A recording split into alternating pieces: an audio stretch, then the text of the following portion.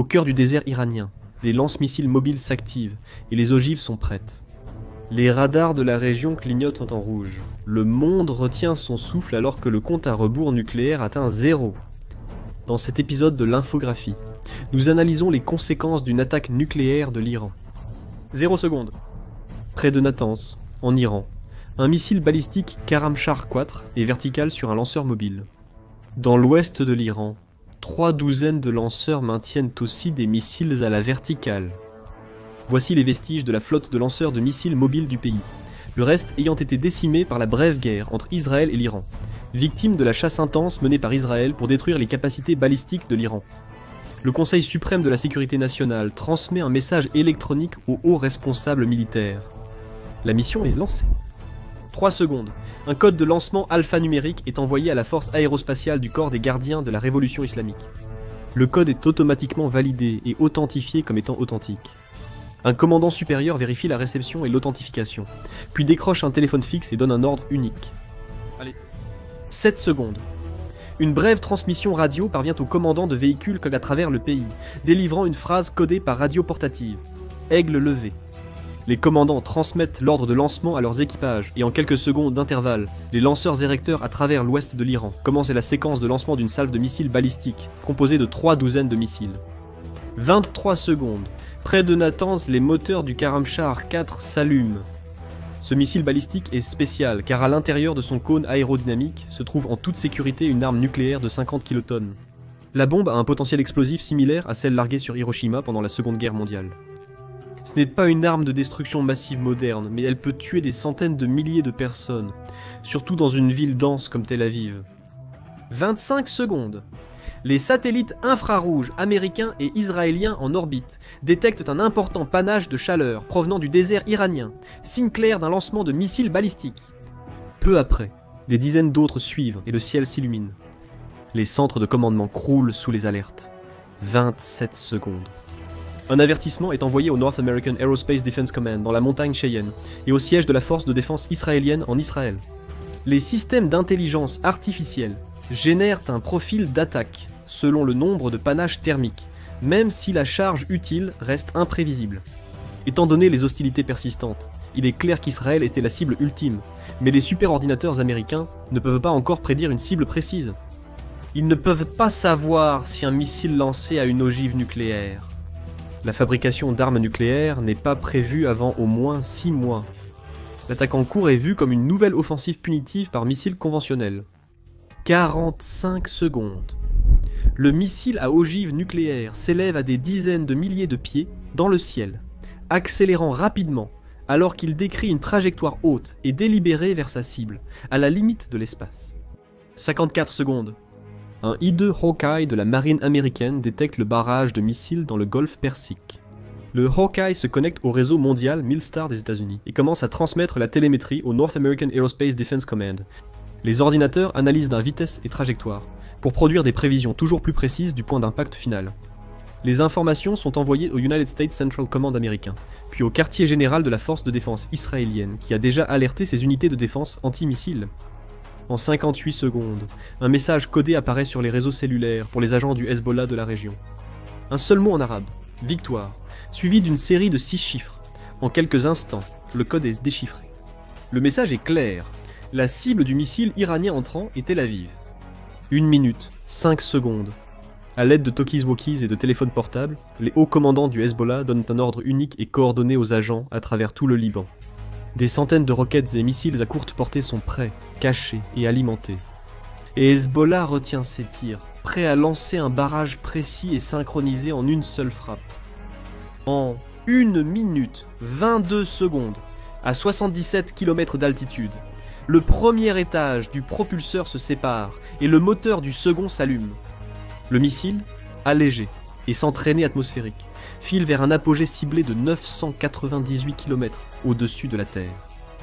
1 minute 35, les satellites radars OFEC confirment le lancement et transmettent la télémétrie aux unités de défense anti-missiles. Les radars Green Pine au sol confirment également le lancement du missile. L'impact devrait avoir lieu près de la capitale, avec une variation de quelques kilomètres par missile. Tel Aviv est attaqué. 1 minute 42 secondes. Les unités Arrow 3 sont en alerte maximale tandis que les sirènes retentissent en Israël, surtout à Tel Aviv et Jérusalem. Dans les centres de commandement comme dans les rues des villes, tout le monde sait que ce n'est pas un exercice. En 2 minutes et 6 secondes, le Hezbollah tire 174 roquettes et 24 missiles Fatah 110 sur tout le sud du Liban. La cible est aussi Tel Aviv, mais l'attaque est planifiée de façon à ce que les attaques du Hezbollah et de l'Iran arrivent simultanément, dans une attaque synchronisée conçue pour submerger les défenses aériennes locales. 3 minutes, 4 secondes. Les missiles balistiques iraniens entrent dans la phase intermédiaire alors qu'ils traversent l'orbite terrestre basse. 4 minutes, 4 secondes. Les lanceurs Arrow 3 tirent des salves de missiles. La première couche du système de défense antimissile israélien s'active. Ces intercepteurs visent uniquement à neutraliser les menaces balistiques avant leur intrusion dans l'espace aérien israélien. En 4 minutes 34 secondes, certains missiles iraniens utilisent des leurres et autres dispositifs pour tromper les intercepteurs israéliens. Des nuées de paillettes apparaissent sur les écrans radars israéliens, tandis que les algorithmes tentent de filtrer le bruit et de garder la trace des missiles eux-mêmes. 4 minutes, 50 et 1 seconde. Les intercepteurs Arrow 3 traversent le ciel à toute vitesse, percutant plusieurs missiles iraniens avec une précision violente. Les missiles interceptés se brisent ou se désintègrent en retombant dans l'atmosphère. Mais certains missiles passent, toujours en trajectoire et armés. 5 minutes, 4 secondes. Les missiles iraniens approchent à 10 miles de Tel Aviv. Ils vont à des vitesses hypersoniques, et le plasma de la rentrée atmosphérique complique leur suivi. Cependant, les missiles balistiques ayant des trajectoires prévisibles, une nouvelle salve de missiles Arrow 3 et Patriot est lancée pour les intercepter. 5 minutes, 14 secondes. Les batteries Patriot et Front de David commencent à tirer en réponse à la salve du Hezbollah, synchronisée pour arriver au-dessus de Tel Aviv juste avant les missiles iraniens. Le réseau de défense aérienne israélien réagit et analyse rapidement la vague entrante. Les systèmes de suivi avancés verrouillent chaque missile, calculant leurs trajectoires en temps réel. Le système priorise rapidement les interceptions, se concentrant sur celles qui se dirigent vers les zones densément peuplées, tout en laissant les impacts non menaçants se poursuivre sans intervention. 5 minutes, 28 secondes. Les batteries du dôme de fer tirent sur les roquettes du Hezbollah, tandis que des intercepteurs plus avancés ciblent les missiles balistiques entrants. 5 minutes, 40 et 1 seconde. La moitié des missiles balistiques entrants ont été détruits, alors qu'une ultime salve d'intercepteurs Patriot et de missiles Arrow 3 est lancée. C'est la dernière chance d'intercepter les missiles iraniens. Les opérateurs de la défense aérienne israélienne ignorent quels missiles entrants portent des ogives nucléaires. Dans le chaos causé par l'attaque conjointe de l'Iran et du Hezbollah, les radars sont saturés, et l'Iran ignore si sa seule ogive nucléaire a survécu au lancement. Les missiles conventionnels offrent une couverture idéale pour attaquer. 5 minutes, 55 secondes. Les premières roquettes du Hezbollah tombent. L'attaque synchronisée a submergé les défenses aériennes israéliennes, mais les roquettes du Hezbollah restent bien moins précises que les missiles iraniens.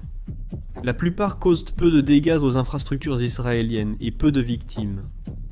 6 minutes. Une explosion nucléaire survient à 500 mètres, au-dessus du quartier Yad Eliyahu à Tel Aviv. Une boule de feu d'1 kilomètre de diamètre remplit le ciel. Quiconque dans un rayon de 5 km et regardant dans cette direction devient définitivement aveugle. 13 000 personnes sont instantanément incinérées. 6 minutes et 1 seconde. Une onde de choc balaye Yad Eliyahu, détruisant bâtiments et tout sur son passage. Plus de 38 000 personnes meurent sur le coup, écrasées ou ensevelies sous les décombres. Les voitures sur l'autoroute 20, à 2000 pieds d'eau de l'épicentre, sont projetées, tuant leurs occupants. 6 minutes, 2 secondes. Une impulsion électromagnétique frappe Tel Aviv, détruisant les appareils électroniques dans un rayon de 800 mètres et les endommageant jusqu'à près de 5 km. Une surtension détruit les lignes électriques locales, causant des coupures dans le nord d'Israël. Les communications vers ou depuis le sud de Tel Aviv sont très sporadiques. En 6 minutes et 3 secondes, le rayonnement thermique brûle tout sur 2,4 miles autour du point zéro, carbonisant la peau et causant des brûlures au 3e degré à l'extérieur. Les vêtements à 1,5 miles fondent sur la peau et les matières organiques s'enflamment, brûlant leurs porteurs. Le nombre de morts approche 93 500. 6 minutes et 4 secondes. Les communications et l'électronique dans tout le centre d'Israël sont gravement touchés, de nombreux appareils étant irréparablement endommagés ou détruits.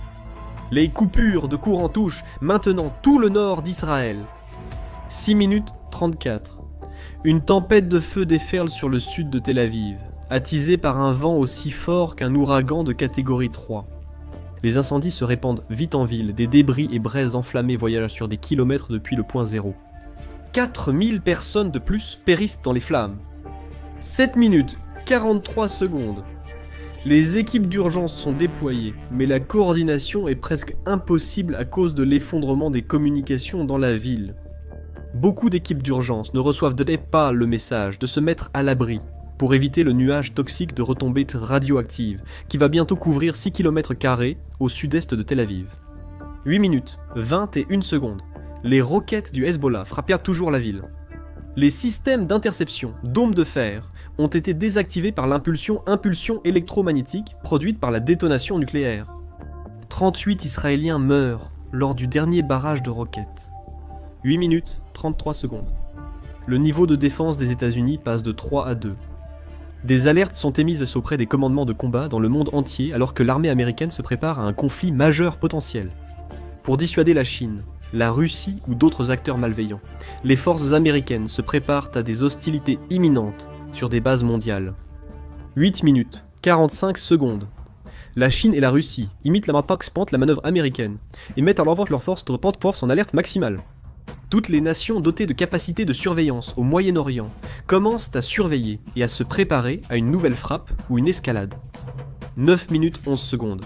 Le président américain est informé des représailles possibles contre l'Iran. Les options vont d'une riposte nucléaire limitée pour montrer la force à une attaque conventionnelle de grande ampleur. Cela inclut des frappes aériennes coordonnées depuis des bases régionales, soutenues par 2 groupes aéronavals déjà positionnés à proximité. Les cibles principales sont les installations de production et de lancement de missiles iraniennes, ainsi que les bâtiments gouvernementaux, en tant que mesure punitive. 2 autres options sont proposées au président.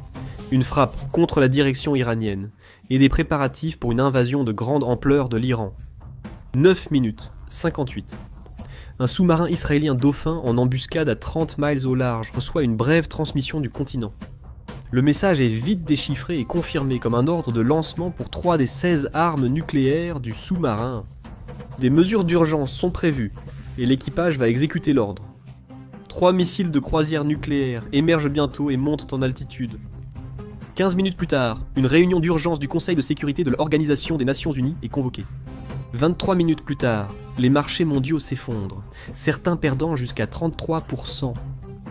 Le marché pétrolier s'enflamme, les prix franchissent 230 $ le baril. 32 minutes plus tard, des bombardiers B-2 américains capables de transporter des armes nucléaires reçoivent l'ordre de se rendre à Diego Garcia depuis leur base d'origine, à la base aérienne de Whiteman, dans le Missouri. Un groupe aéronaval américain file vers le Moyen-Orient depuis le Pacifique. En 34 minutes et 29 secondes, les alliés américains, la Corée du Sud et le Japon, lancent des patrouilles aériennes, conjointes, près de leurs côtes, et des îles disputées dans le Pacifique. Les forces d'autodéfense japonaises se mobilisent, avec des unités spéciales et amphibies, prêtes à défendre les îles contre une incursion chinoise. Les patrouilles aériennes chinoises copient celles de la Corée du Sud, mais des échanges clairs évitent les malentendus. Pour l'instant, 36 minutes, 33 secondes. Sur la zone démilitarisée en Corée, les tensions s'intensifient, les forces nord- et sud-coréennes étant en alerte maximale. Des centaines d'unités d'artillerie nord-coréennes se préparent à ce qui serait la plus grande mission de tir de l'histoire, avec des milliers d'obus explosifs s'abattant sur Séoul et à travers la zone démilitarisée toutes les 20 minutes. La Corée du Sud rappelle tout son personnel en service actif et se prépare à une mobilisation générale si nécessaire. Les forces conjointes américano-sud-coréennes prennent position dans des emplacements fortifiés à travers la zone démilitarisée, prêtes à repousser une attaque venant du nord si nécessaire. En 42 minutes 44 secondes, des F-22 américains interceptent une patrouille russe, trop proche de la côte ouest de l'Alaska. Les tensions montent brièvement, mais les pilotes russes changent finalement de cap pour quitter les eaux américaines. 50 minutes. Dans le Pacifique et l'Atlantique Nord, des sous-marins nucléaires américains suivent des routes de patrouille prédéfinies. Celles-ci seront alors idéalement placées pour lancer leurs charges mortelles sur des cibles russes et chinoises. 58 minutes. Des frappes aériennes visent des cibles du Hezbollah dans le sud du Liban. Les forces terrestres de Tsahal franchissent la frontière, survolées par des hélicoptères d'attaque. Les défenses du Hezbollah sont rapidement submergées par les frappes aériennes, puis l'assaut mécanisé de Tsahal. Les efforts de guerre électronique sèment la confusion et perturbent les communications du Hezbollah, qui sont soit complètement bloquées, soit, dans de nombreux cas, les unités reçoivent de faux ordres qui les placent directement sous le feu des forces de Tsahal. 1h14. Une session d'urgence de l'Assemblée générale est convoquée à l'Organisation des Nations Unies, alors que la réunion du Conseil de sécurité se termine dans une impasse. La Russie et la Chine condamnent l'attaque iranienne, mais refusent de toute sanction contre le régime iranien. Ils ont utilisé leur droit de veto pour bloquer une demande américaine d'action militaire directe contre le gouvernement de Téhéran. En 1h57, 03 des missiles de croisière israéliens pénètrent profondément en Iran. Ils suivent un trajet préprogrammé, profitant du relief et de la destruction des défenses aériennes iraniennes lors de la guerre Iran-Israël précédente. 2h18, 35. L'attaque israélienne synchronisée atteint ses cibles. 3 explosions nucléaires frappent l'Iran. Téhéran subit 3 explosions nucléaires de 120 kilotonnes au centre, à l'ouest et à l'est de la ville. Près d'1 million de personnes sont tuées instantanément lors de la frappe de représailles, avec la destruction totale du siège du pouvoir du régime. La direction du régime a depuis longtemps quitté la ville, sachant qu'elle pourrait être visée lors d'une attaque de représailles. Ils sont cependant choqués qu'Israël ait mené une telle attaque et observent la situation à distance. 2h22. L'Assemblée générale de l'Organisation des Nations Unies apprend la riposte israélienne. La stupeur et l'indignation éclatent immédiatement. Les représentants soulignent rapidement leur droit légal d'appliquer la doctrine de la destruction mutuelle assurée en guise de représailles. La destruction de Téhéran est justifiée en réponse à la tentative de destruction de Tel Aviv, où le nombre de victimes a dépassé 150 000. 2h31, 43 secondes. Tandis que les médias mondiaux relaient la riposte israélienne, les marchés chutent encore de 10% et le pétrole monte de $35. Une crise économique mondiale est en cours. 2e jour, Tel Aviv compte 200 000 victimes. La majorité des victimes sont maintenant causées par l'empoisonnement des retombées et le manque d'électricité et d'eau chez les plus vulnérables. Une vaste évacuation est en cours malgré la poursuite des combats dans le sud du Liban. À Téhéran, le nombre de victimes atteint 2,5 millions principalement à cause de l'effondrement des systèmes d'électricité, d'eau et d'alimentation. 16 millions de citoyens iraniens fuirent la ville sinistrée et les villages environnants, craignant une nouvelle escalade et de nouvelles représailles israéliennes. La panique s'empare de la nation alors que d'autres frappes nucléaires des deux côtés sont attendues, ce qui entraîne la désertion de milliers de soldats. Les frappes aériennes israéliennes sur des cibles gouvernementales et militaires accroissent la peur et incitent davantage de personnes à quitter le gouvernement et l'armée. L'Organisation des Nations Unies est divisée sur la question d'Israël et de l'Iran. Semaine 1. La crise humanitaire dans les deux pays a atteint son paroxysme. La diaspora juive mondiale s'est mobilisée pour aider les victimes de l'attaque de Tel Aviv. En Israël, la décontamination se poursuit, mais la reconstruction ne commencera que dans plusieurs mois. Le réseau électrique a été rétabli, mais l'absence d'électricité et de services a causé des milliers de décès accidentels chez les plus vulnérables, très jeunes, malades et personnes âgées. En Iran, les sanctions et un régime hostile compliquent la livraison de l'aide humanitaire. Les frappes israéliennes continuent contre le gouvernement et les infrastructures militaires iraniens ont déstabilisé le régime. La population est divisée entre un zèle nationaliste, réclamant vengeance pour une attaque qui était elle-même une revanche punitive, et ceux qui sont las du chemin désastreux emprunté par les ayatollahs pour leur nation.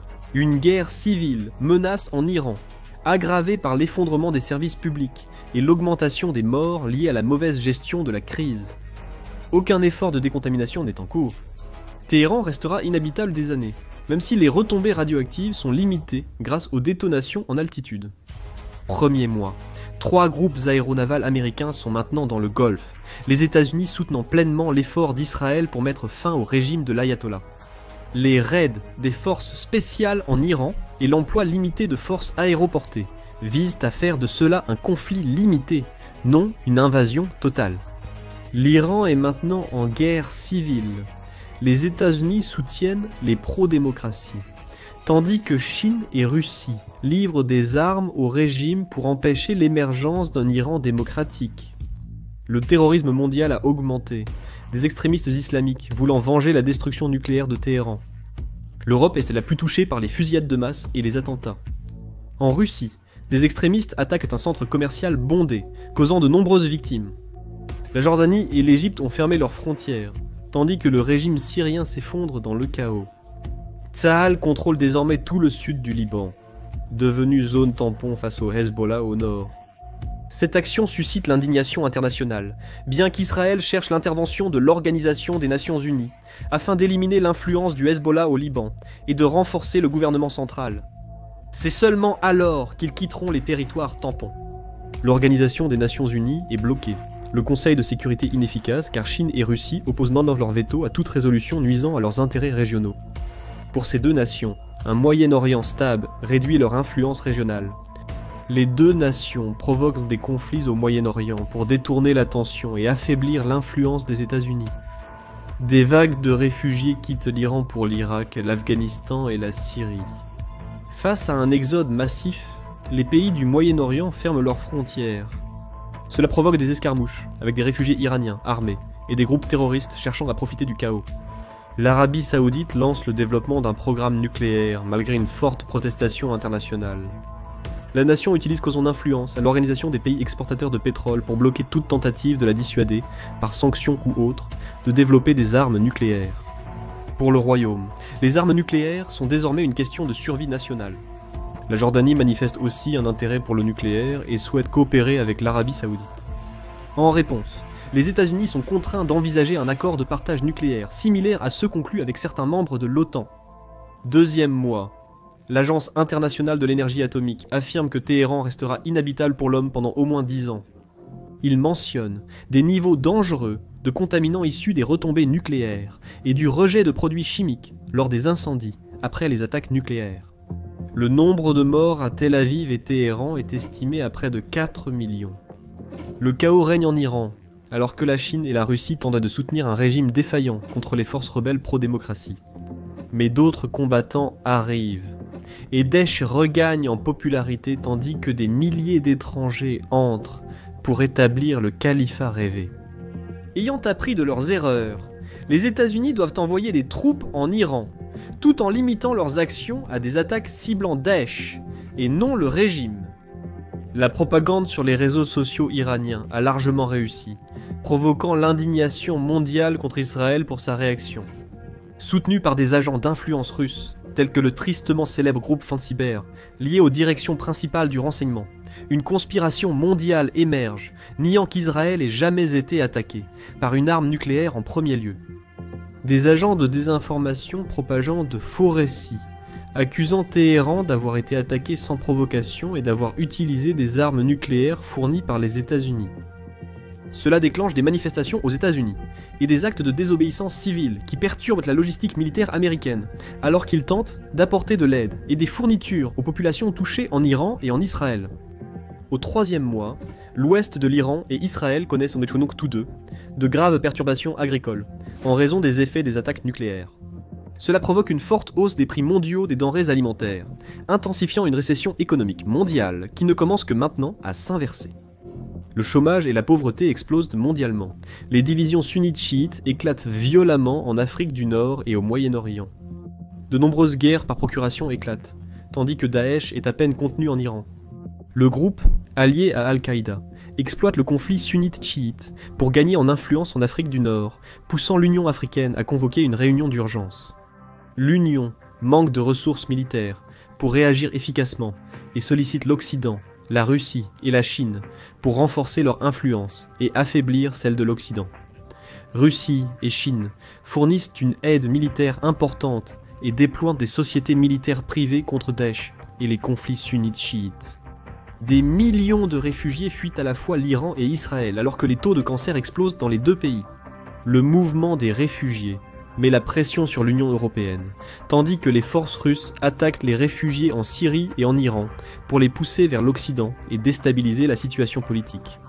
C'est la même stratégie qu'ils ont utilisée pendant la guerre civile syrienne, commettant des crimes de guerre gratuits contre les civils et utilisant les vagues de réfugiés qui ont résulté comme une arme contre la Russie. Une vague de nationalisme d'extrême droite submerge le continent, portée par des millions de roubles russes et des agents d'influence.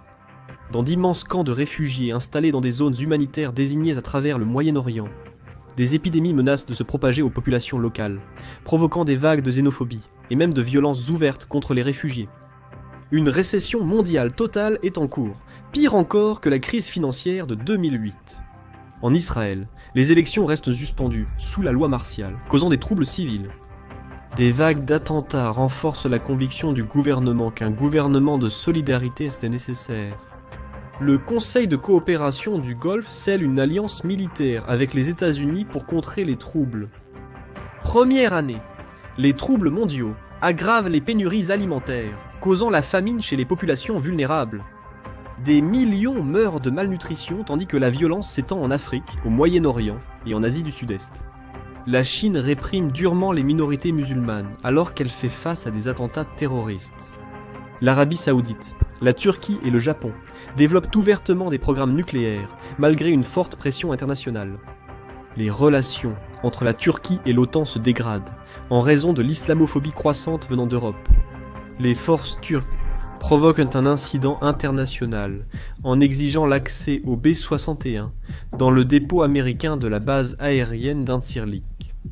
Le personnel de sécurité américain réagit en menaçant de recourir à la violence face à toute tentative de saisie des armes nucléaires américaines. Un conflit total est évité malgré la perte de sang-froid du haut responsable turc, mais le mal est déjà fait. Les armes nucléaires américaines quittent la Turquie par avion, poussant la Turquie à vouloir quitter l'OTAN. L'alliance est secouée, tandis que Russie et Chine tentent aussitôt de séduire la Turquie. Les forces américaines et chinoises s'affrontent en Iran, la Chine y déployant son armée pour protéger les intérêts de la ceinture et la route. Une communication défaillante et la confusion provoquent un affrontement entre rebelles pro-démocratie, soutenus par les États-Unis, et les forces de sécurité chinoises, accompagnant le personnel iranien. L'aviation américaine répond aux demandes de soutien, tuant des dizaines de personnels chinois. Les chasseurs chinois répliquent, abattant un F-15 de l'États-Unis Air Force et un F-18 de la Navy. Les tensions s'accroissent quand des chasseurs américains engagent les chasseurs chinois, abattant l'un d'eux et en endommageant un autre. L'absence de ligne de front et de communication claire entre les forces américaines, chinoises et russes en Iran favorise les incidents militaires, risquant d'aboutir à une guerre totale. Vous voulez voir comment un autre scénario nucléaire pourrait se dérouler dans des détails terrifiants? Regardez. Que se passerait-il si la Russie lançait une bombe nucléaire minute par minute? Ou cliquez sur cette vidéo ensuite.